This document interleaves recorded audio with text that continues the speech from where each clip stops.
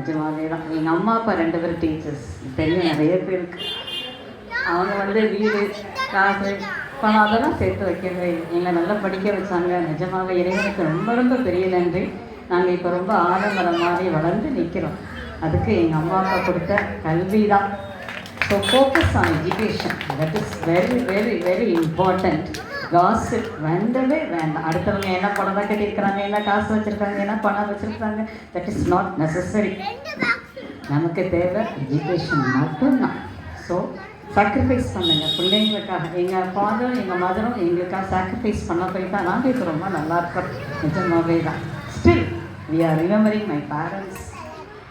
அதுக்கு காரணம் நிறைய இருக்கும். அதனால் தெரிஞ்சிருக்கோம் எனது வாழ்க்கையினுடைய வெற்றி எங்கேருந்து ஆரம்பிச்சிருக்குங்க. இந்த பேச்சினுடைய முடிவை நீங்கள் கணிச்சிருக்கீங்க. அதனால் உங்கள் கையில் தான் உங்கள் குழந்தைகளுடைய வாழ்க்கை இருக்கிறது. என்னோட மீண்டும் ஒரு ரிக்வஸ்ட்டு, தயவுசெய்து வளரக்கூடிய குழந்தைகள் அப் டு 18 இயர்ஸ் வரை நீங்கள் செல் பார்க்குறத குழந்தைகளுக்கு மேலே குறைச்சிக்கங்க. குழந்தைகளை ஸ்கூலுக்கு அனுப்புகிற பிறகு நீங்கள் செல் பார்த்துக்கங்க. அதனால் மெடிக்கலாக நிறைய ரிப்போர்ட்ஸ் வருது. அது நமக்கே அது என்ன செய்யுது, பாதிப்பையும் இருக்கிறது. நம்ம வளர்ந்துட்டோம், நம்ம ஃப்ரீயாக ஆகிட்டோம்.